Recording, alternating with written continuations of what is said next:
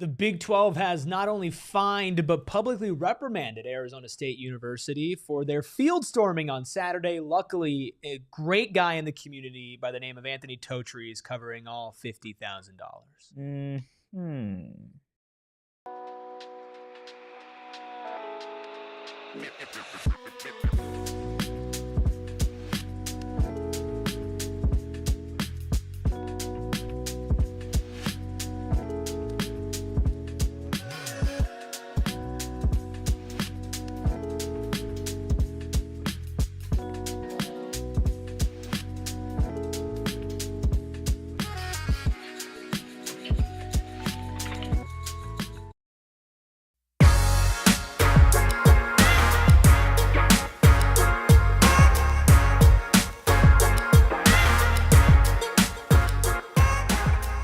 Happy Tuesday!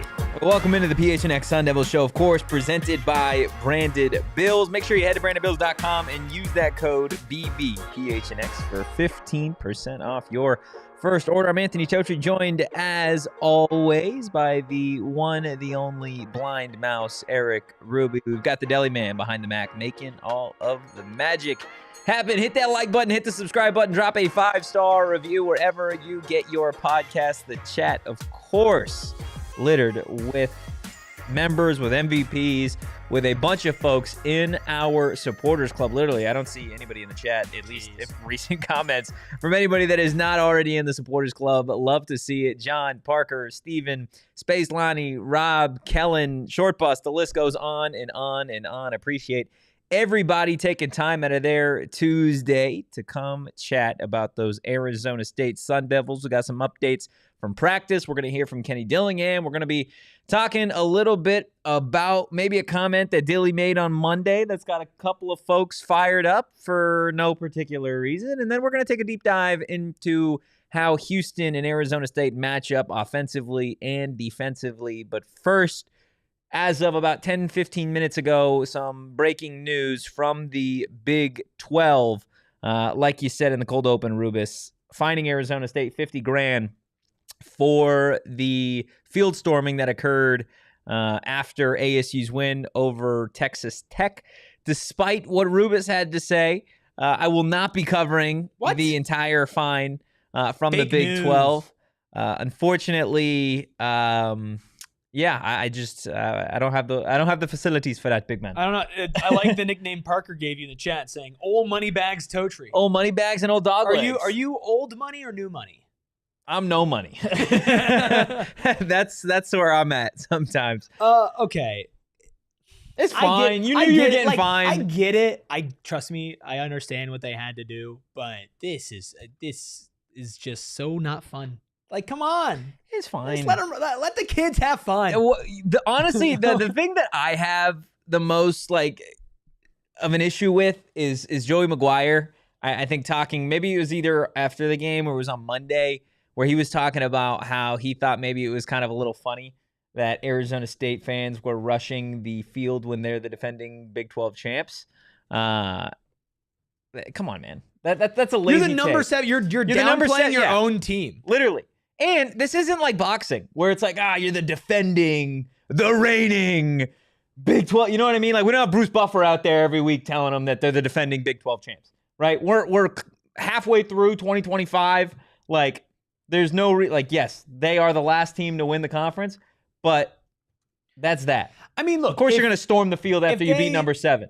If they beat like Cincinnati, the number 20 whatever team in the country, and we don't need to storm field. Don't need storm field. Listen, man. Hey, Joey, guess what? You're a top 10 team. You were a top 10 team. Yeah, were. And Arizona State wasn't ranked. Correct. And so you're downplaying your own accomplishments, right? I mean, when Mississippi State stormed the field against ASU, Kenny was like, teams are storming the field against us. It's college football, When's the last time somebody stormed the field for beating Texas Tech? Serious question. I don't know. The last time somebody stormed their field for beating Texas Tech University. No idea. All I know is that fan base is still very upset that they don't get to toss tortillas anymore. That their AD publicly said that you will now be ejected from the games if you are found throwing a tortilla. We got to show up and just start throwing. So tortillas. their tortilla tradition has burnt out, but I think that's just a salty fan base right now, which is understandable. You were undefeated. You're number 7 in the country. All the talk the excuse train is we were just gonna coming be out we're crazy. going to the SEC, man. Well, no, you're actually falling in the rankings. The one thing I will say about that before we move on, I don't want to spend too much time on a rule that we already know exists. Like Arizona State was always going to get fined for this. Everybody that rushes the field at any point, you are going to get fined from the Big 12. That's just how it works. On ASU's end, the goalpost stuff, like a little dangerous. A lot of dangerous. Yeah. A lot of dangerous. Obviously, from what we saw and what we've heard to this point, nobody got hurt. Nobody got hit by it. Could you imagine, bro? No. That would have been a very, very serious issue if that would have happened, if somebody would have gotten hit with the goalpost coming down. I got a question for you. Yes. Would you, if you saw it coming down, would you be like, I could get a lot of money out of this? No, and just kind of okay. step in the way? See, so like Maybe just I a understand that. I understand it. As somebody who has been hit in the face before with a inanimate object, I do not recommend it. I would love to know what this inanimate object was. It was a parking hand. It was a legit parking hand came down and hit me in the face. Smacked you in the face? Smacked me in the face and gave me a black eye. That's crazy. Yeah. So I can only imagine what a goalpost feels like coming down. Oh, you're breaking if you just stick your foot out, you're breaking you're going to have a bad day for sure, probably multiple bad days. But think about it. You're getting much more than $50,000. You are. You're getting, I mean, in you're theory. You're taking away all of Arizona State's NIL money. In theory. I don't know, again, like I'm sure there's fine print somewhere and like the ticketing and like when you enter the stadium and all that type of stuff. Yeah, you're right. Maybe there are ways around this. I don't know. All I know is thank God nobody got hurt. Yeah. Right. I'm obviously joking. Hopefully, I see what they were doing. Right. Arizona State wanted to bring those down before the fans got to them and were hanging on them and doing all that. Just thankfully nobody got hurt. Yeah. Can't be said the same, though, about the actual team. My son Michael says Totri got slept by a parking I didn't get slept, okay? I didn't get slept. I didn't even get knocked down. That's how sturdy I am, okay? But it hurt. It hurt. I was like, what the? And I looked around. Were you intoxicated? No, I was sober. This was like middle of the day. That's even worse. This was like at noon. You just slept by a parking garage. It was in college. I was at, what's it called? The Biltmore is like not too far. I mean, it's on Camelback, right? Yeah.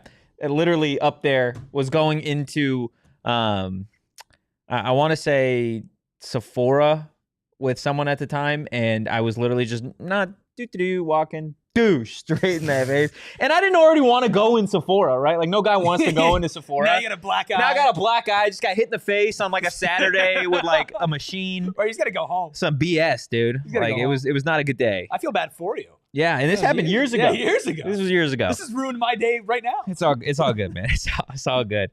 But yeah, the Arizona State Sun Devils, in terms of the actual team, hit the practice field for the first time since that big win over Texas Tech. Some good things. Prince Dorba out there practicing in full. No green non-contact jersey.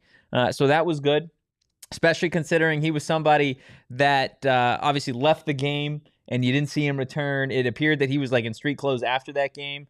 So to see that he is practicing is huge news. In terms of the offensive line, you still have Mekhi Stewart splitting time with Gemetto at left guard. So you could still see a scenario where Gemetto maybe starts or maybe Mekhi gets in there and gets his first start, because if I'm not mistaken, it was Gemetto who ended up starting against Texas Tech, but eventually got rotated out. Makua starting at center, or at least getting those first team reps back at center. So we'll see what the offensive line looks like this week. Of course, the first player availability report comes out on Wednesday at 7. So, of course, we'll have any major updates for you guys on social, PHNX_Sun Devils. Now, just a quick reminder. If I don't comment on a specific player's injury, you can read into it however you want. With that said, I cannot comment on injuries that Dilly does not comment on and does not explicitly say. So, take what I just told you about Prince Dorba into mind when we're talking about the injuries and players that I cannot comment on versus players that I can comment on. Michael in the chat, the only player that I can really answer that question about players is Kyson, just because Dilly had already said that he was going to be out for the foreseeable future. Kyson Brown is still going to be out. That has not changed over the last few days. But yes, Short Pass Bralik is practicing and was practicing in full. So that is huge. But again, I can't comment too much on the injuries, but Kenny Dillingham can. He did kind of bounce around a little bit with revealing a little bit. This is what Dilly had to say post-practice about some of those guys getting dinged up. I thought it was a good day. We got a lot of guys dinged up. A ton of guys dinged up right now for practice. Didn't have a lot of our, probably out 4 of our starters. Some of our top players from last week's game right now. And hopefully they'll work themselves back in to practice of the game. But that's the challenge, is nobody cares. So if you're in, you're in. And if you're out, you better pay attention enough that if you can go on Saturday, you can go on Saturday. Yeah, I mean, again, they were without several players. Dilly had said without a couple of starters. That is true. A handful of starters not practicing today. Yet they were out there. So that is, again, a good sign. By, just a personal opinion, I think Arizona State will be all right going into this week, getting some of those starters back. It is just more so a TBD, and we'll see if some of those guys practice on Wednesday. That is why Dilly, who was, there was later a question if he wanted to give specific availability updates. He opted not to because he wanted to see if some of those players practice on Wednesday. He has also said that there are a limited number of players that have, kind of been afforded a different treatment when it comes to like injuries in terms of practice, where it's like, he obviously, based off of what we saw in between Utah and Texas Tech, wants everybody to practice. If you're able to practice, practice. If you can't practice, don't practice. But there are a handful of guys, maybe even fewer, that have earned the opportunity that when they are undergoing a situation like this, where maybe they are dealing with something and they aren't practicing, but when they get to Saturday and they're good to go, they're good to go and they'll play. Well, right? And now there's a standard for practice too, where you have to be able to take a certain level of physicality. Yes. Because Kenny had said, of course, before that they had kind of toned down the physicality because of how dinged up everybody was. Now it's okay. If you're in, you're in. If you're out, you're out. And there's no in between. Because one thing that's not going to change is that intensity. Yeah. And so you would prefer if somebody, especially a starter, was kind of on the border to unfortunately sit out. But the standard is so high for this team that just because you're sitting out doesn't mean that you're not like mentally participating and being active and everything. And so, I mean, this is a good team this weekend in Houston. It's not better than Texas Tech. No. But they're still a good team. You aren't going to be able to get by with a ton of your starters not playing, at least easily. But I think you're afforded a little bit more leeway than the games that sandwich Houston, obviously Tech last weekend, and then on the road, even against an injured Iowa State team, but being on the road there, I think health is a little bit more important. So I do wonder if there are some decisions that maybe if it was Tech, those guys would play, and since it's not, they don't. But we talked about it yesterday. Yeah. You're not really afforded any opportunities here to lose and still control any part of your destiny. And this is, again, all just opinion based for me. I don't think that it's a situation where it's like, God, we're gonna sit some of these guys for Iowa State, right? Or we're gonna give these guys some extra breaks. Like, let's be real. There's 5 games left in the regular season. This is a tight race, right? There are teams at the top right now: BYU, Cincinnati, Arizona State, Texas Tech. Like, this is Utah, Houston. They're all in there. We still got 6-7 teams realistically that are in the thick of this race. So with just those 5 games left, you really, really cannot afford to miss time. Regardless of like, it's a little injury, it's a big injury, right? Like you got to play. You're not undefeated right now. No, and the difference that Arizona State is in versus some of these other teams is you still have a bye, right? You still have a bye week to look forward to after the Iowa State game. So if you're able to get through this 2-game stretch here and then get the bye, get some of these guys back, healthy. We'll see what maybe some of those guys that have been out for a longer period of time, if they're able to come back. That would probably be the opportunity for them to do so before that final 3-game stretch until the conference championship game, or if you go bowling.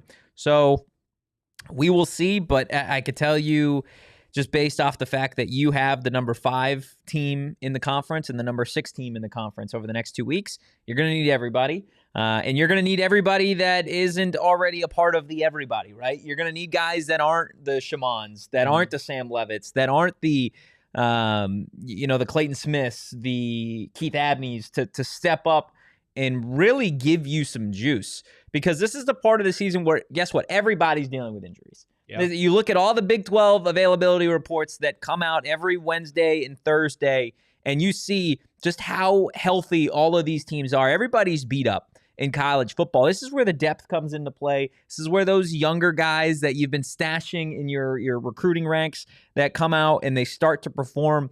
And then ultimately, these are guys that maybe you'll count on the year after, right? Guys like a Makai Stewart, a Makua Pule, who we saw just last week. And now they're continuing to get first-team reps. Or guys like a Jaron Hamilton, who we've been like, okay, where have you been all season long? And then, boom, just had his breakout game going over the century mark last week. Or a guy like Martell Hughes, who every single week feels like he's starting to develop into what I would anticipate being a 3-down linebacker next year.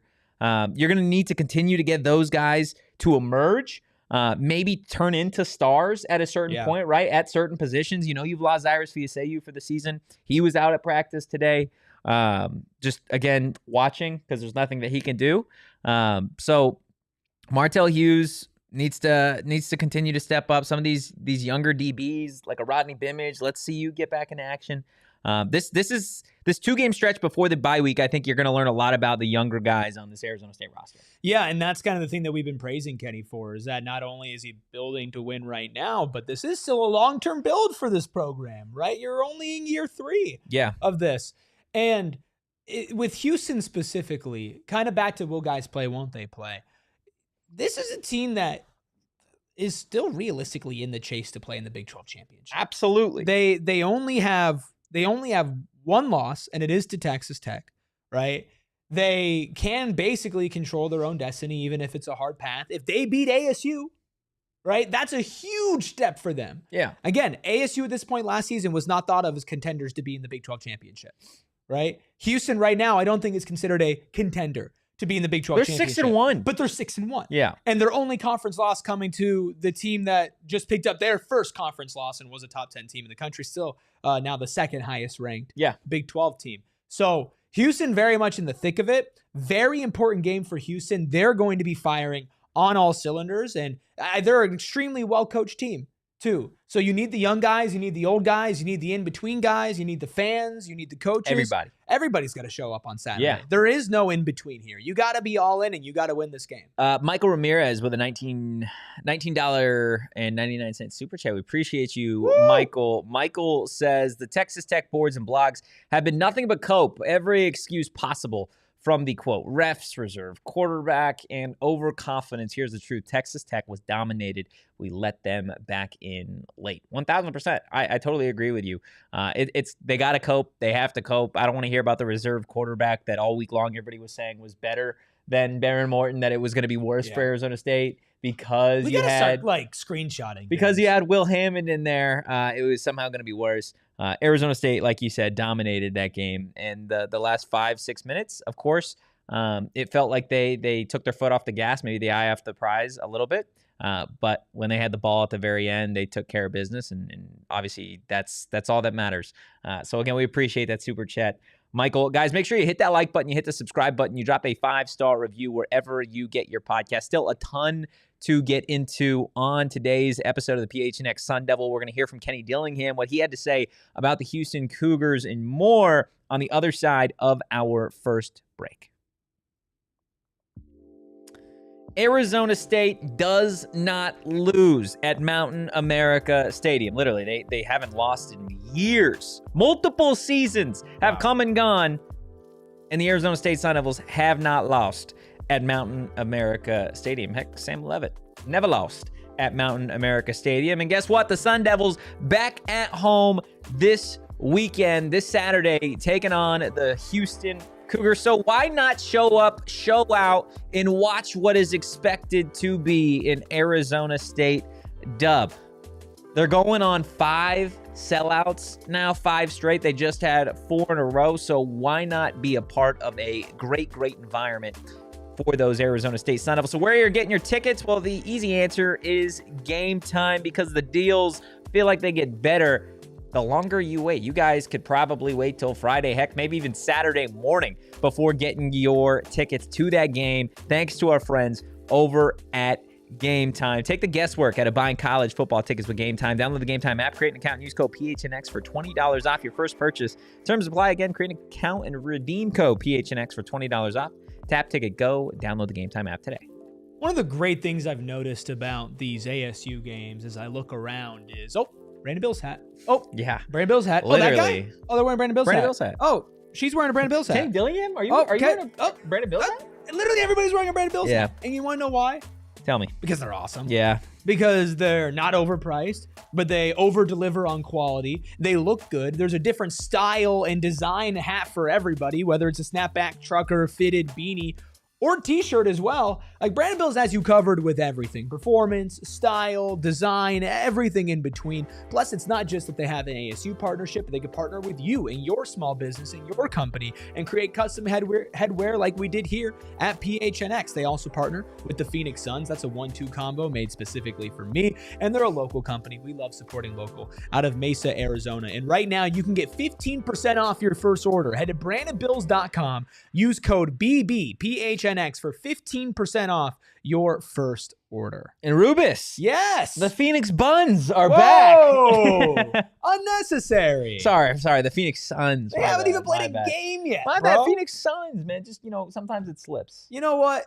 You suck. But you want to know what doesn't suck is on Monday, this upcoming Monday, October 27th, against the sucky Utah Jazz. Wow. The Phoenix Suns are going to get a win. Did they change their name? The sucky Utah Jazz? Sucky Utah Jazz? That's the full name. Wow. That's the government. Wow. You can join the PHNX Suns crew. That's myself. That's Steven. That's Espo. That's Ayrton.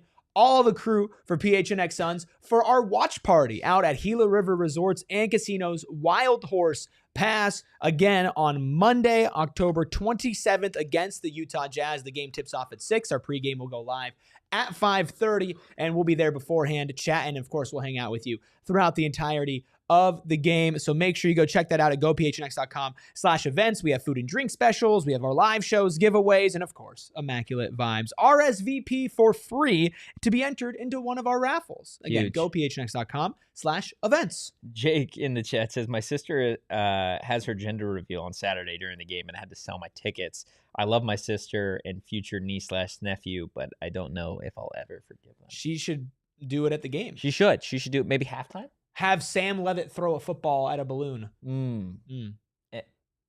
don't really know how that would work though. Like in terms of the gender reveal, like are you putting put the dust, the pink or the blue in like just a non-colored, balloon, a nondescript balloon? Come on, dude. Okay, yeah, no, we can go ahead and pitch that. See, reveal on the big board. You could do that. Why doesn't she tell us?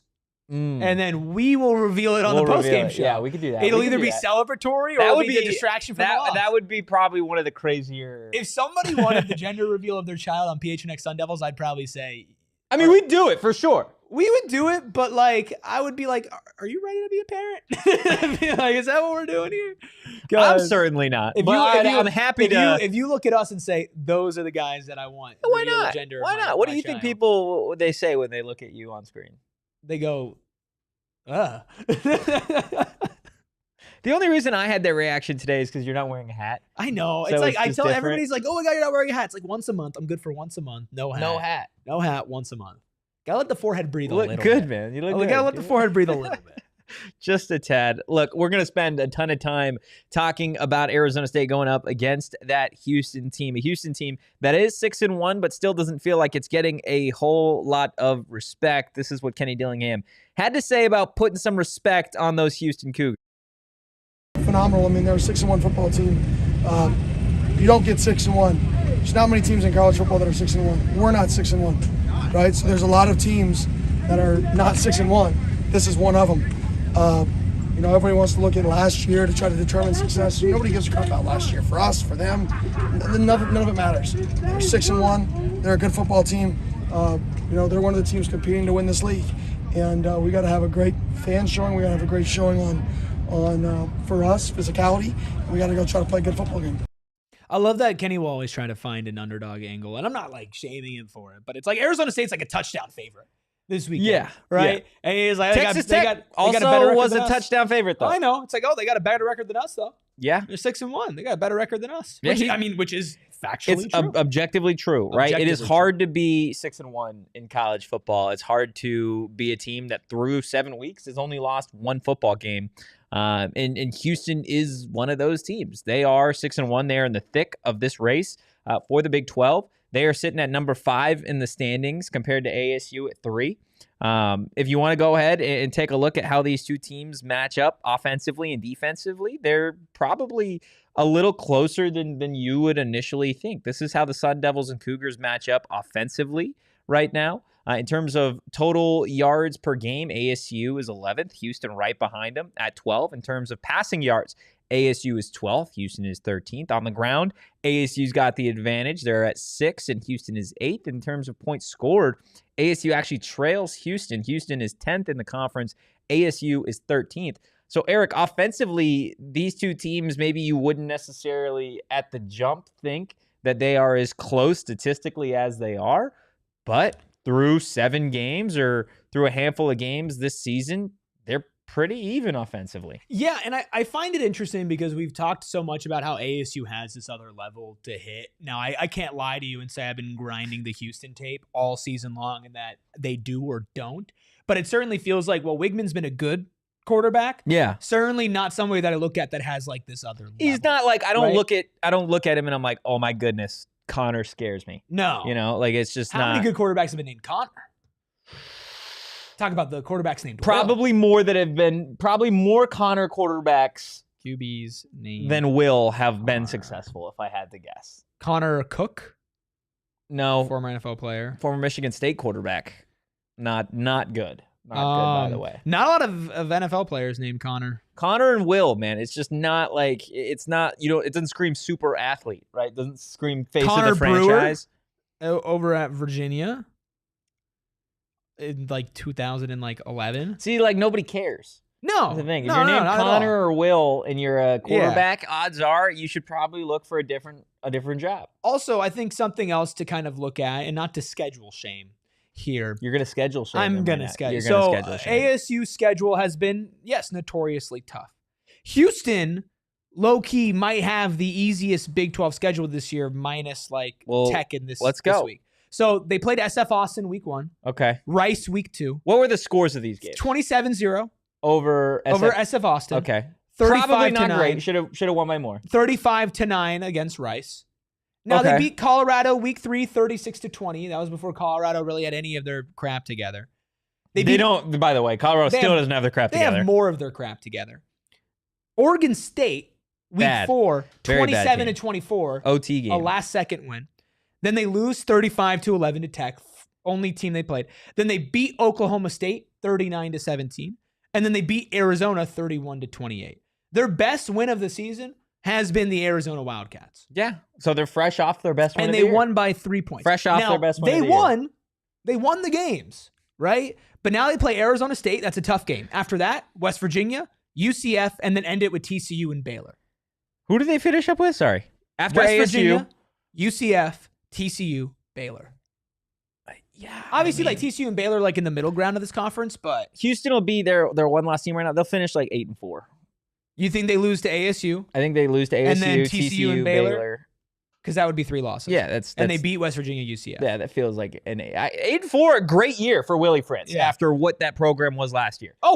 This is awesome. If you're a Houston fan, you're loving this. I'm just kind of trying to break it down for as far as this matchup goes. Banshidi, who we met at Rally House, says ASU strength of schedule 17th, Houston's is 96. Yeah, ASU much more challenging schedule to this point. Putting up similar offensive numbers. Plus, we've talked about like when it comes to points scored. I mean, you look at that TCU game where they had over 500 yards of offense, but they can't convert in the red zone. And we'll get to the defensive matchup as well. But Houston is a good team. I would not consider solid program. I would not consider them a great team. I think this is a beautiful stepping stone for Willie Fritz and company, but they're clearly well coached and they've won a lot of close games this year. Yeah. Like again, the Oregon State game shouldn't have been close, but they found a way to pull out a win, right? The Arizona game, they were up. Arizona came back. Guess what? They still found a way to win. And what have we learned? What have we learned in the Big 12? That Anybody can beat anybody. Anybody can beat everybody. Yeah. Anybody, right? Like, in all honesty, like, was BYU wasn't the favorite against Utah, right?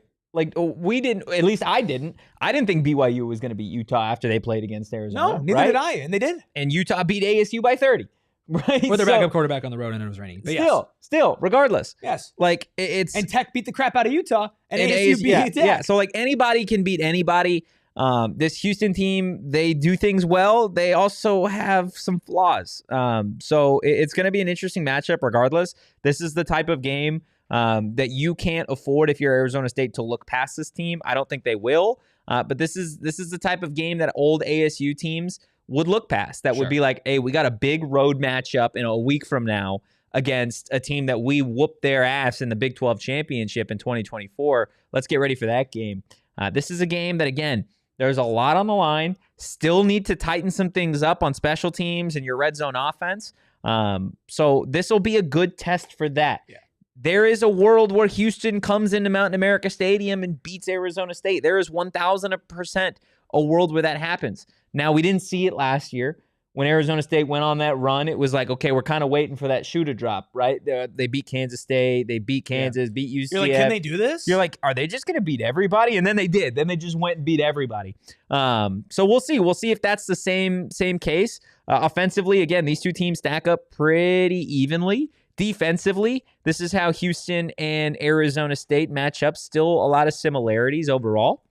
In terms of total yards allowed, Arizona State is currently sitting at 7th versus Houston sitting at 6th. In terms of pass defense, passing yards specifically, the Sun Devils sit at 9. Houston is at 5.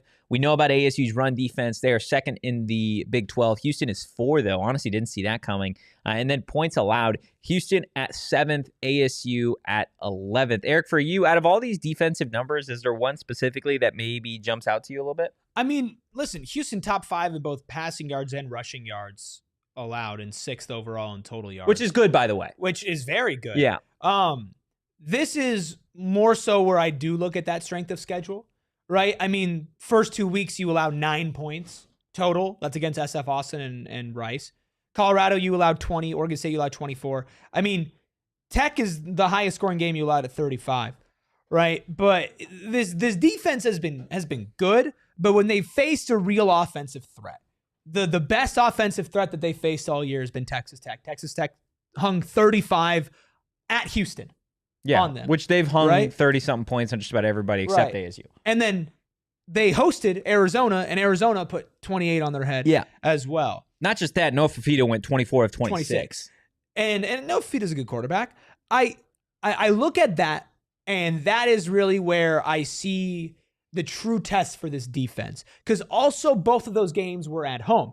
You want to break down the road games this team has played this year? Let's do it. Rice, road game. Oregon State, road game. Oklahoma State, road game. Those are the only road games that they have played this year. Nobody, by the way. Nobody. They haven't played anybody on the road. And that's fine. You play who's in front of you, and they won the games as you should win the games. But Arizona State on the road, as we saw a stadium that reached 120 decibels, that is on the precipice of their 5th straight sellout, that was absolutely rocking. And now I think that ASU fans, just like Shaman in the chat yesterday, are starting to smell blood. Yeah. Right? They're starting to see everything begin to come together and realize how big of an impact they can make. The fact that this is not a team that's like 4-3, right? Or 4-2, but they're 6-1. That's where you look at it and you go, okay, the fans know they're going to have to bring an extra sense of energy because this isn't a bad football team, but I don't consider it a great one. They deserve their respect, but they aren't Texas Tech. They haven't been playing like BYU. No, they're not Texas Tech. Playing like Utah, right? No. But again, still a good team. I don't say that to disparage them, just to paint a picture. Yeah, 6-1, and I think that's the big conversation when people are talking about Houston versus some of the other dominant teams in the conference through this point. Because if you just look at Houston's record, 6-1, right? one loss to this point, and who was it to? It was to the second highest ranked team in the conference as it stands right now. One of the best teams in the Big 12 in Texas Tech. Nothing to sneeze at here with that start to the season, but ultimately the strength of schedule does matter when you talk about some of these teams. And at the end of the day, Houston has not played a bunch of really difficult teams at home or on the road. You could have made the argument that they should have lost that game to Arizona, given the way that the Wildcats really tried to make up some ground at the end there. You could make the argument that Houston should have lost to Oregon State during that game. I believe that game went to overtime. So Houston, again, they've got some holes to fix. I don't think anybody within Houston thought that their program would be 6-1 at this point. I think that's such a quick turnaround for them. But at the end of the day, I think they're an up and coming program. Arizona State's the better team. They're the better program. They're at home. There will be and should not be any excuses made in this game. Certain starters play or not playing. Arizona State has a better team. They have a better coaching staff, and they will have the better environment. Again, Arizona State looking for its 5th straight sellout. This team has not lost at Mountain America Stadium in the last 2 seasons. Sam has never lost here. You need to, again, go defend Mountain America Stadium, because at the end of the day, you only have 3 games here left, right, through this season. You've got Houston. Then in a couple weeks, you have West Virginia, which is and then you got Arizona at the end of the year. I mean, this is the best team you'll play at home easily for the rest of the year. Best team that you're going to play at home the rest of the season. Yeah, and I like how Wes Beasy puts it. Says, respect them for who they are, but know who we are and go out and prove they don't belong on the field with us. And realistically speaking, again, I don't know if Houston fans will be disrespected by this, but you weren't supposed to belong with us this year. No. And that's fine. Your program is on the right trajectory, right? You've got a great 5-star coming in next year at quarterback. I think Keyshawn one Henderson. of, if not the highest rated quarterbacks in the country. Yeah, I think it's the highest rated recruit that any Big 12 team is getting. Yeah. Next year. Willie Fritz is awesome. Your fan base is ignited. You got great uniforms as well. Your program is on the right trajectory, and this should be a competitive game. I don't think Arizona State should just go out there and win 40-0. They should win by 2 touchdowns. They should, but Houston will be competitive this game. Yeah. Houston will not get walked over. At least I don't think they will. And Arizona State has to show up and put Houston away. Houston's not just going to roll over and die. This is a team where, and you can see it how you want, but in that Oregon State game, right, which you could say is maybe the hardest road game that they've played. Yeah, Corvallis, tough place to play. Because you played ASU Oklahoma State and Rice for your other road games too. They were down. They were down 24-10 in the third quarter. And they came back. And they came back and they won in overtime and they made big plays, right? So they were down in the fourth quarter and they came back and they won. And certain teams don't have that DNA. Right? Houston seems to have that DNA that when the going gets tough at the end of the game, if this is close against ASU, you can't count Houston out. No. Houston has won these close games. So don't let it be close. Don't let them get momentum. Snuff out their fire early. And hopefully at a certain point in the third or the fourth quarter, maybe be able to give some guys a little bit of rest before you go up against Iowa State. That's best case, but realistically, this is going to be a dogfight on Saturday. Yeah, a couple of good comments in the chat. Sherpa saying, they're bowl eligible. The mentality of, quote, why not us attitude can be dangerous. B says this is going to be more of a mental exercise in terms of maintaining focus for ASU. Dilly says it. Sam says it. All the players, everybody echoes this sentiment on a weekly basis of, we're not focused on what the other team's doing. We're focused on us. Right, and then usually it's week over week, depending on who you're playing. You're it's kind of a bunch of BS. It's coach speak, right? You got the number 7 team in the country. You have a team in TCU that you play at home with a red hot quarterback in Hoover. Yes, part of it's about what you do, but also part of it's what they do, right? And how they match up. This week for me though does feel like the true week to embody the it's about us. Right? Because if Arizona State is going to lose this game, it feels like it's going to be on Arizona State to lose this game versus Houston going out and winning it. For me, if ASU is going to win this game, it has nothing really to do with what Houston is going to do, has everything to do with what Arizona State is going to do. If the Arizona State team that shows up on Saturday against Houston is the same ASU team that showed up against Utah 2 weeks ago, they're going to get their ass kicked at home.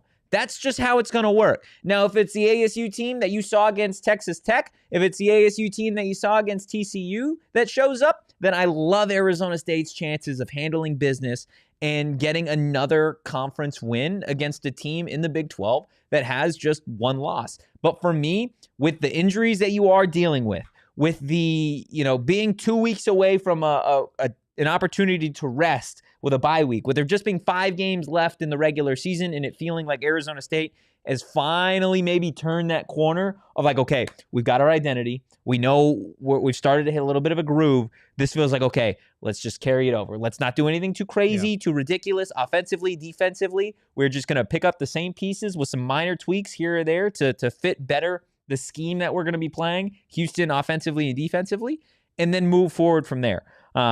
Obviously, I think some major things need to probably change on special teams in terms of just overall execution and maybe game plan stuff to actually get that unit to produce the way that it needs to be, both on punt coverage, kick coverage, and like actual, punt return and kick return. But other than that, like if you just do what you did against Texas Tech, you're going to beat just about anybody in this conference. Yeah, absolutely. Also, Short Bus makes a point of like, not sure if there's another team on our schedule right now that we can, quote, look forward to or look past a team I still think Iowa State is a game that I think Iowa State, especially because it's on the road and you play them in Big 12 championship, that could definitely be one that garners attention. Yeah.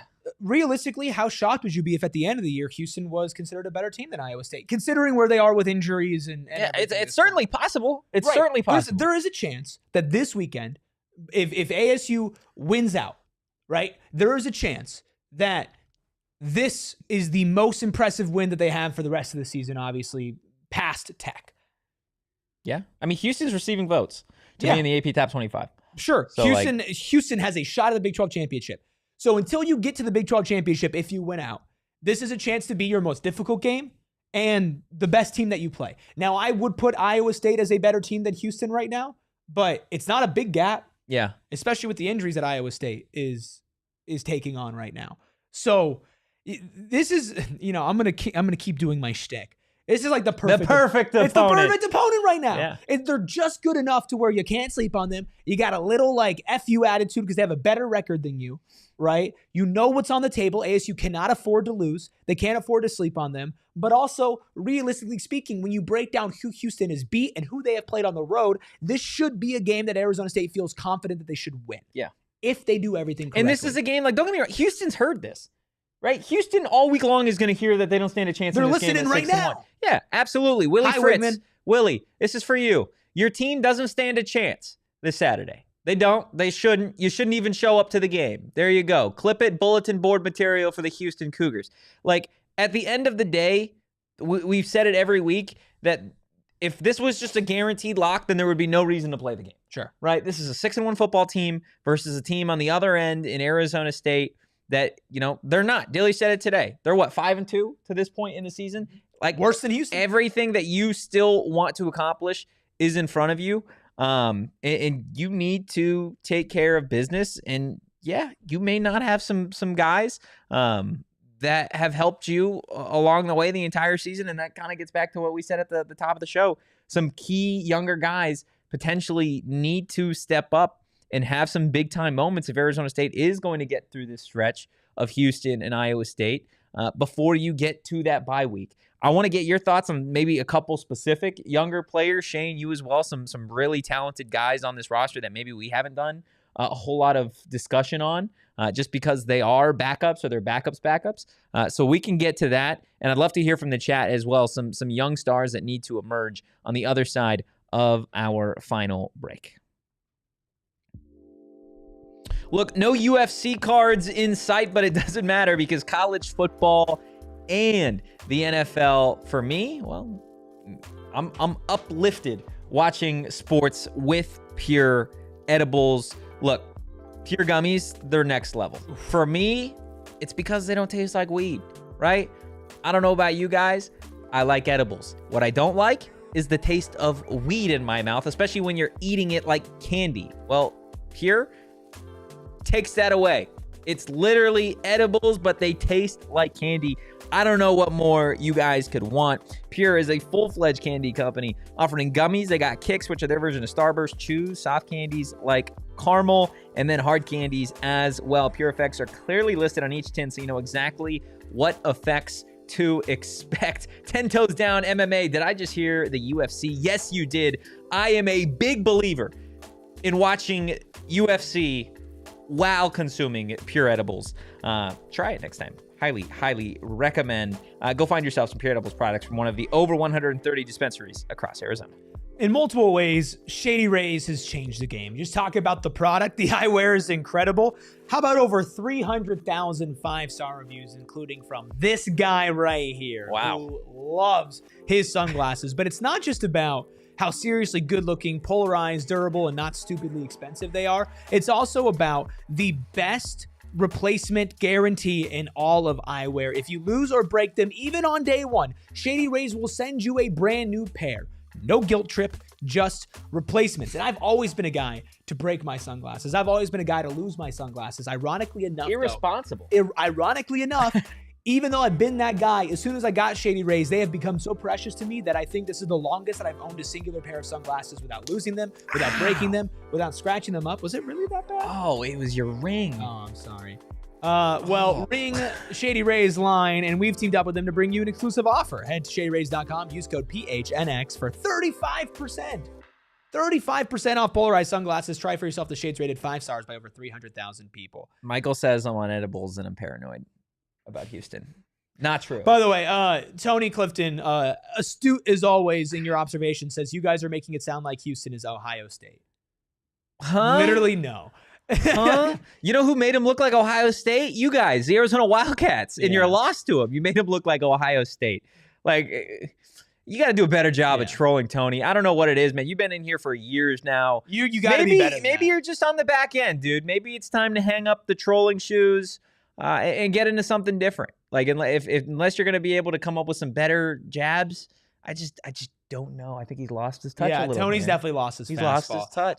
Michael Ramirez still has his fastball, though, with another super chat. Hell yeah. Thank you so much, Michael Ramirez, for this $4.99 super chat. Says, Mr. Ruby, why does Espo hate Kobe Brea's game? I don't know. It's really, really, really rude. Then also says, the Sam Leavitt Heisman campaign began with that win over Texas Tech. You heard it here first. Well, the Sam Leavitt Heisman campaign could really take off if he goes for like 300 yards, 4 touchdowns, no turnovers. He's going to need to put up a big stats number because we all know the impact he has for this team. But you're going to have to start upping those statistics for that Heisman. Well, upping the statistics probably means you're getting other guys involved outside of just Jordan Tyson. We saw Jaron Hamilton have himself a big afternoon against Texas Tech going over the century mark. We know Derek Eusebio has made plays offensively for this team from time to time. We've seen Man get in there at running back. Like, for you guys, and I saw some names in the chat as well, what young stars do you feel like are borderline ready to emerge, or that you're just maybe amped up to see if somebody can't go this Saturday? Malik. Oh, my gosh. Does Jaron count? Jaron counts. I think 100%. I mean, there's a chance that Jaron's wide receiver 1 this weekend. There's a chance. And coming off of first 100-yard season, 100-yard game of the season, is going to be a big confidence boost, I feel like, for a guy like him. Yeah. Right. Him and Sam have continued to develop. Best game of his college career. Yeah. Him and Sam continue to develop this chemistry. Sam is starting to really trust him on those deep balls, especially when he's rolling out. He's just saying, F it. Jaron's down there. Yeah, Jaron's down there. And we've seen this slow improvement. We saw the first really big play against TCU. And now it's like this game, okay, he was more consistent. He had 3 catches for 101 yards. It's great. Yeah. Right? He's got all the talent in the world, and I think he's slowly starting to come together on all the other little things. So I look at him. And then on defense, Boogie Wilson continues to emerge as a star. He's been awesome. On this defense. He's been great. Martell Hughes, we've mentioned so many times, whenever ASU needs a big play in a big game, Martell Hughes seems to make it. So those are 3 guys on both sides of the ball that you look at and say, yes, they've already been difference makers, but if they take another step, if they continue to ascend, that adds a whole other level of danger for this 1,000%. Wes Beasy with a great comment saying Tony is off the catnip. So yeah, I'm here for that. What do you got, Shane? Do you have anybody specifically in mind in terms of a younger player that could maybe emerge here? I mean, I just have this there's been this thing in my brain where I'm like creating people. I can't remember. Oh no, you're creating. You got to create a player. Jalen Moss real? No. He's real. I saw him out there practicing today. He's out there. Who is he practicing with? Who is he practicing My with? other imaginary friends? No, he was practicing with all of the real twos out there. Yeah. Yeah. What happened to him? He's fallen. I mean, because of the injury that he has sustained or the illness that he was dealing with at the start of the season, he's been passed. In terms of like guys getting reps in front of him, Malik's getting reps in front of him. You know, Tyson's always going to be in front of him. Hamilton's getting reps in front of him. Eusebio's getting reps in front of him. Zechariah Sample was getting a lot of reps today. Corey Butler's getting reps, a true freshman. So it's full on competition, which in all honesty, I love. I get it. I get Jalen Moss. Nobody was a bigger Jalen Moss guy than me when he first got here. But at the end of the day, if you haven't done it in a game yet, and other guys are, you got to show it in practice, right? And when you are in the game, then you have to have that opportunity. You got to make the most of the opportunity. Not to say that he isn't, but at the end of the day, Jordan Tyson is dominating in terms of the overall production of this offense. And as it stands right now, Raleek is 2, Shaman is 3, and guess what? Jaron Hamilton has started to emerge now. So if Jalen Moss is going to take that next step, it likely means that somebody is going to be out this week, but we'll see. Right, we'll see if Jalen Moss is one of those guys. I do think if he does get the opportunity, though, Shane, that he will be somebody that can produce. Do you have anybody on defense that you're interested in, or are you just totally an offense guy? I mean, I'm Dr. Boogie. Yeah. Ow. He's really good. He's really good. I mean, like Prince was back at practice, right? Yeah. Sounds like. So, I mean, I thought he was done for. Yeah. Chat, I'm not kidding. I was standing right next to where he Sorpa was. said you were saying some stuff on the post game that made you think that Dorba was going to be like done. Yeah, I was like, oh man. Here, listen to this. I was standing on the sideline. He was walking off in tears. Yeah. With 2 people carrying him. Like, look. Yeah. And he's fine now. So I was gonna say defensive lineman, but Prince Dorba. Prince Dorba He's a is your super guy? young guy. Doesn't look like he's 30 at all. Somebody get his birth certificate. Oh man. Jesse in the chat says Sample has wheels. He should get a look. Rob says, is there an Albert Smith update? Again, I can't comment on injuries that Dilly doesn't specifically mention. And he opted not to give any specific updates on players today. So he should be scheduled to speak again on Wednesday. So we'll see if he has any updates during practice. If he doesn't, then of course we will have the first player availability report tomorrow evening at 7. And we will make sure to tweet that from the PHNX Sun Devils account. So if you're not already following PHNX Sun Devils, go ahead and do that on social, not just Twitter, but also an Instagram account. Go follow us on Insta. Michael says, I am like Fort Knox. I'm not though, Mike. I'm not. I just want to be like you, man. The Jalen Moss conversation had me starting to go down a rabbit hole. I'm trying to find our guys draft because it might be all-time worst draft by all of us. Well, no, I don't think me. I don't know if we ever tweeted it. I would love to see what that looks like. I think we did. Now. The thing is, these drafts for the last 3 years, every time they always get lost. They're so hard to find because we name them something different. I we can do look. name So here, Ruby, you continue talking. Yeah, I'm trying to find it. Sorry. No, that's what I'm saying. Stop trying to find it. He'll do it. I'll look. Okay. Hit the like button, hit the subscribe button, drop all 5-star review. All I know is I have Malik and AJE on my team. Yeah. 5-star review wherever you get your podcast. Wes Beasy says Prince looked like he was done for the year. Thought his shoulder was going to need surgery the way he looked. Yeah, it looked like an upper body injury. Well, I have a theory. Okay. That's not Prince Dorba. That's back there. That's King Dorba the clone. King Dorba the clone. They cloned Prince So Dorba. Is King Dorba an upgrade from Prince? We're gonna have to find out. I mean, all I know is that guy got cloned. Is there anything else that it could be that it could from Prince to King to like what? What's the next one? What's a king to a guy? The next one would be Prince, like a czar or Tsar Dorba, King Ghidorah. Kingy. Yeah, like King Ghidorah from Godzilla. Didn't see Godzilla. Jake says, "Wait, was Kenny doing the worm Godzillas. AI or not? I can't tell." It was real. That was not. It was 100% real. real. It was 100% real. Emperor Dorba. Emperor Dorba. Emperor Dorba would be great. Prince Dorba has a kid. Got to name Emperor and King. He just got after like royalty. Queen, King, and Emperor Dorba. The triplets for sure. Is Emperor better than King? Would you rather be a king or an emperor? I don't know. I'd rather be an emperor. I don't really know what the difference is. Like, can you tell me right now what the difference between a king and an emperor is? I think it literally has to do with the type of government that they are. What is a king? Is what? An oligarch? It's not an oligarchy. Monarch. An emperor is a person who controls a vast area of many ethnic groups, while king is someone who controls one or two ethnic groups, according to Reddit. Like you're spanning across multiple regions.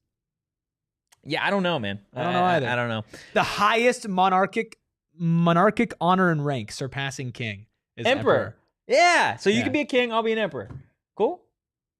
No. And then the deli man it's our prince. It's still our deli man. Czar sandwich boy. Zardelli. Yes, Wanakin. King is kingdom. Emperor is empire. Okay, yeah. My bad. Didn't see it this way. Didn't know chat was going to be so vocal about it, guys. Getting back to some of the younger players that could potentially play a role this week. Corey Butler was getting snaps at punt return today over Zechariah Sample. So very interested. I do too. I'm very interested to see if Corey Butler has an impact there. I think, in all honesty, man, don't sleep on Man. Don't sleep on Man out of the backfield because, of course, we know that this running back room is kind of weird right now, right? You didn't see Kanye last week. You know, he was dealing with an illness earlier in the week. Don't know how much that impacted availability and playing time. Kyson Brown is obviously out for the foreseeable future. He was wearing a boot on Saturday, so you could see that. So that leaves some of those younger running backs, the Jason Brown. That leaves a man out there. So I wouldn't sleep on him to get some reps and maybe make a difference this week. I love Jaron Hamilton, the way he's trending. Love what I'm seeing in practice in terms of utilization as well. Wouldn't be shocked if he followed up his 100-yard performance against Texas Tech in a big way this week as well. Yeah. And then defensively, it's hard not to love what Boogie Wilson's doing, man. Boogie Wilson and Martell Hughes have been two of not just the most surprise guys. They've been easily two of the best players on this Arizona State defense as they've played. We know Martell is filling in with Zyrus missing the season, and then Boogie's been filling in with Alford being out. So if those two continue to step up the way that they have, then I love ASU's chances against Houston. Deli Man. I thought I found it. And then I clicked onto where we were doing a snake draft in one of our previous shows, and I just heard me going, goblet, then I have Viking horn. we were doing cups. Yeah, this is things to drink out of. Oh, what a great Dude, I got no idea what this thing is. I'll keep looking, though. It's got to be. It's close to the season. Did we tweet it? The season started. I scrolled through our Twitter, and I didn't see us actually How far did you... Like to Camp T. No, it wasn't. No way. Was it actually? It might have been our last snake draft. I think it was our last snake draft. I think it was our last one too. But I don't know if it got. I don't know if it got tweeted. I don't know. That would be That would 100% be on me if it did not get tweeted. Doesn't mean it doesn't live in Slack though. I tried to find it in Slack too. Wait, scroll up, man. What is this? Keep going. That's a depth chart. You know what our snake draft graphics look like. I know, but I couldn't see the way you were scrolling it. Don't have it, all sassy, man. By the way, if you're watching on TV, the party always continues over at gophnx.com. It's time for overtime. Michael says Totri is no Fort Knox. He has tells in his body language, not a poker player. Mike, I'm trying to help y'all here. Yeah, Totri is towing a line. You're calling me Fort Knox. I want you to know. I want you to be in a situation where you feel like you know what's going on with this team. Again, there are certain things I'm not allowed to say based off of the media rules that Kenny Dillingham and this Arizona State program have here in 2025. But trust me, man, as soon as I'm able to, you'll be the first to know. The diehards will be the first to know. And if you want to sign up to become a diehard, super easy. Go to gophnx.com, click the little diehard tab. It's going to tell you everything that you unlock when you become a PHNX diehard. It's a ton of fun. Wes Beasy says, I'm going to do interviews in the parents and recruit section for PHNX. Please, that'd be awesome. I mean, absolutely, man. Get the parents in here. Get the players in here. Get everybody hanging out with PHNX Sun Devils. Aaron says, blink twice if you know. Well, if I know what, Aaron? If you know. He blinked twice. I know. I do be knowing. Well, we have the Deli Man continue to dig deep into our archives and files. Digging deep in that sandwich shop. We got to know who drafted who. Do we have? Oh, no, we don't have. No. No. I think we need to talk very briefly. Okay, we can talk briefly. About a topic that kind of took over Twitter a little bit yesterday. Okay. And definitely in our diehard Discord. So this Friday is a very, very big local high school football game between Basha and Hamilton. Basha has a couple of the top players in the state, including Noah Roberts, who's the best running back and best player in the state. And Kenny was asked if he was going to go to the game on Friday, and he said no. He said, I don't know yet. He said, I don't know yet. That's what he said. Yes, he basically said, I'm committed to my guys while they're here, and I want to let them know that when they are here, I'll be fully committed to them, especially in a game week. So more or less, you could assume Kenny Dillingham won't be going to this game. But you know what happens when you assume. Now, a lot of people are now taking this and pointing at the local recruiting. Plus, you pair that up with Kenny talking about how he wishes he played more games in California for a recruiting standpoint. I've got the Our Guys draft, by the way. You do? Yes. Oh. I just scrolled through Slack. It's a lot of scrolling. I literally just scrolled and I got it, yeah. Wow. What day? August 21st. So it was the last snake draft of the offseason. Because we didn't do a snake draft week 1 of the season. Honestly like, we'll get into it. We'll get into it. I want to know your thoughts about, let's say he doesn't go, right? Yeah.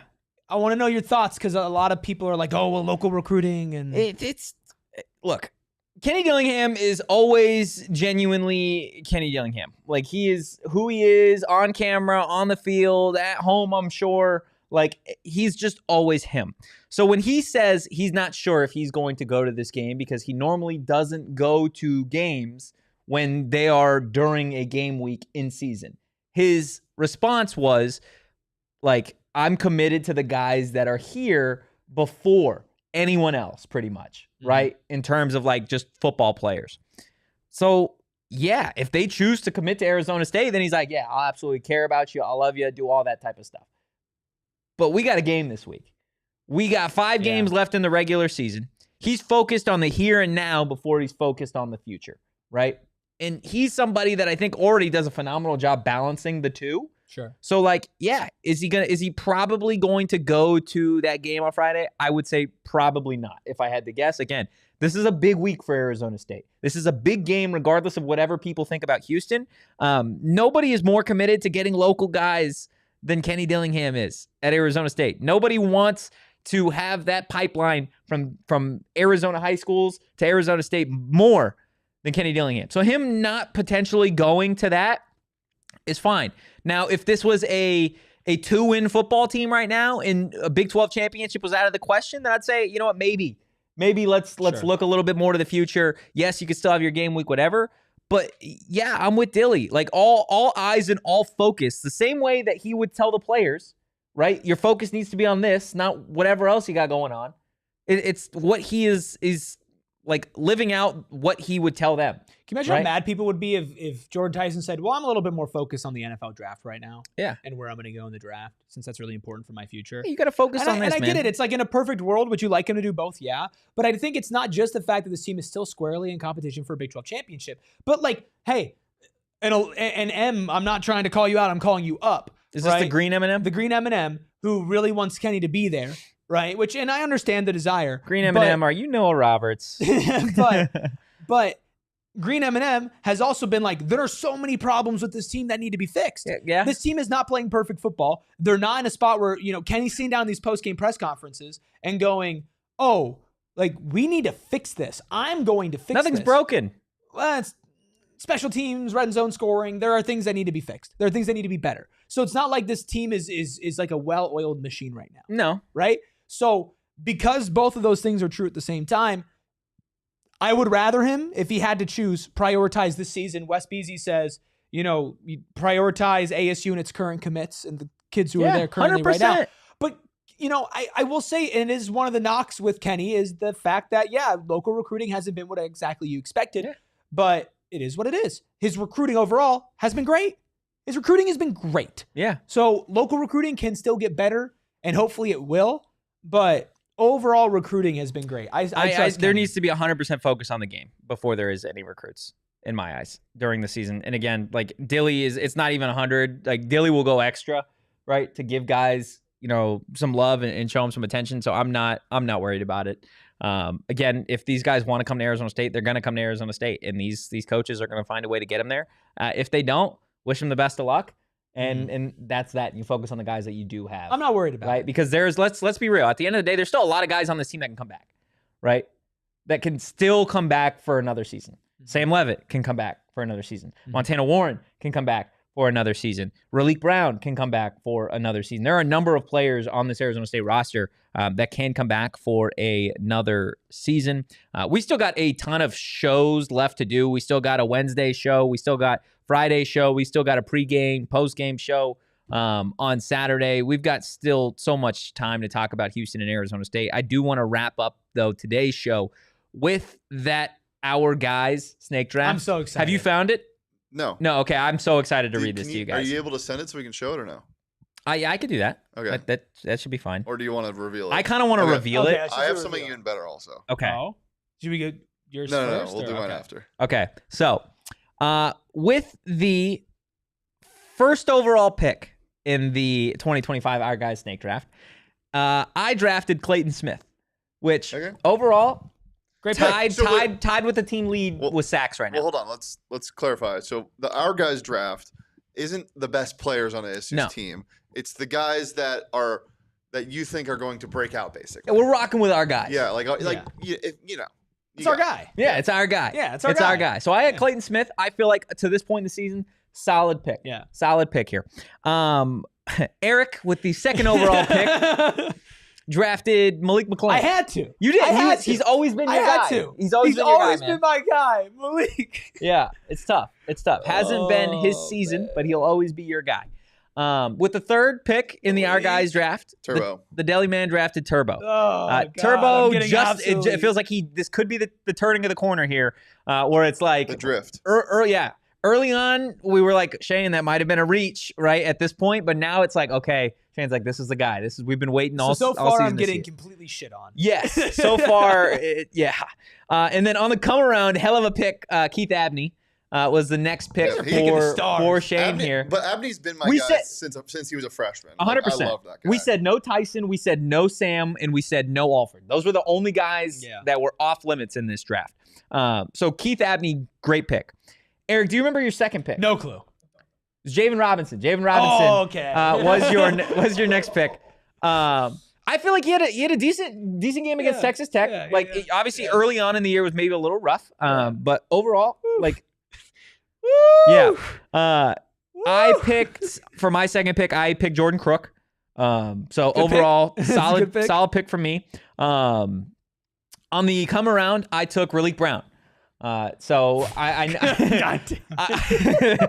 know there was a lot of. Let me guess. Did I take Kanye third? Well, we each drafted a running back. I remember that conversation on the show. But it's like we each got to take a running back.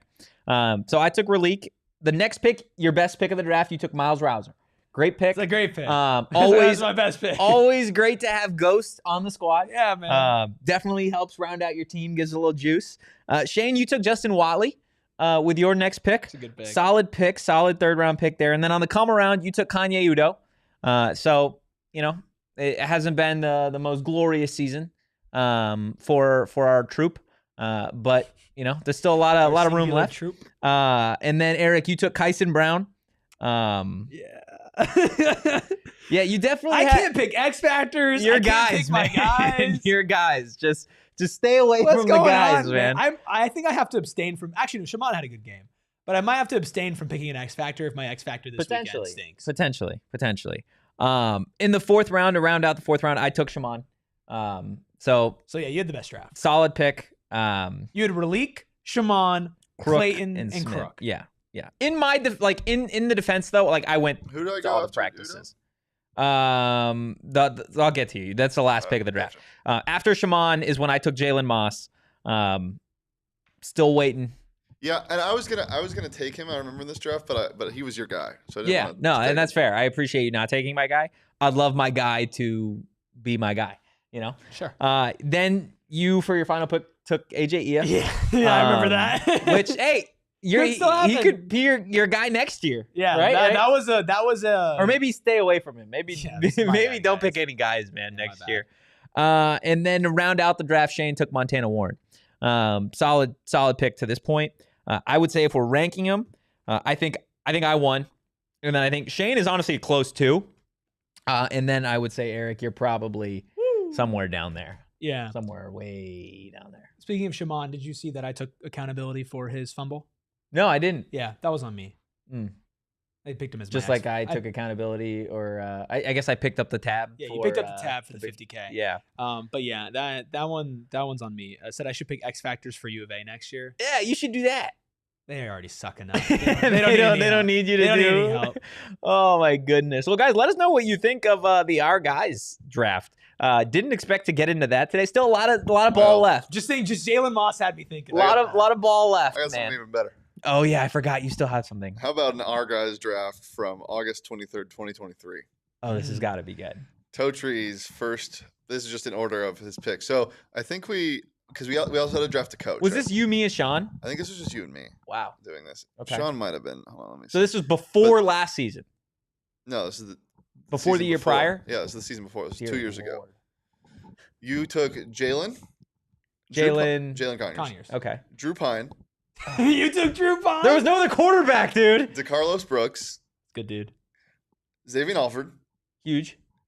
Geo Sanders. Solid receiver. Yeah, and then we drafted a coach, and he took Samp. R.I.P. Oh, RIP. Who'd you take? My draft went. Hold on, it's loading. Great fourth round value in Alford. Yeah, I was saying you had a great draft minus Pine. Yeah. EK. This was before he. Wow, This was before wow. he blew up. Yeah. Like this was the year because I remember the whole offseason I kept saying every time he touched the ball he scored a touchdown. Yeah. Like it wasn't a true fact. He scored 2 touchdowns. Xavier Guillory, Okay. Good receiver. Ro Torrance. Ooh. Long guy. Here you go. This is a throwback. You ready for this? Kevin White, Oh my gosh. and then I made up for your Haven't ex heard pick that with name in a while. Clayton Smith. Clayton Smith. Wow. That's a trip, man. That is an absolute trip. McKay says, shout out to PHNX Sun Devils. The best of the best. We appreciate you, McKay. We appreciate everybody in the chat. The Green M&M, Dylan, Sharon, Short Bus, everybody that's been with us the entire show today. You guys are absolutely the best. Love bringing you guys the latest with the Arizona State Sun Devils all of the time. If you guys missed it, still on the PHNX Sports YouTube channel, we did a trending edition of the pod talking about Kenny Dillingham and some of those other openings in college football. Would he leave? Highly recommend if you're an ASU fan.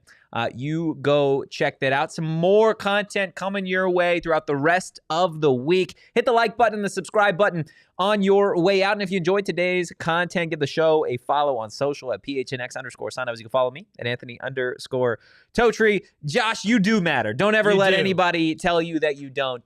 And don't ever tell yourself that you don't matter. Rubus, you can follow that guy over here, my passenger princess, my sweetheart. You can follow him at Erik Ruby. That's Erik with a K. You can follow the Deli Man at Shane Deef. As always, guys, we'll see you on Wednesday. In the meantime, go Devils and peace. We all silly like the mayor.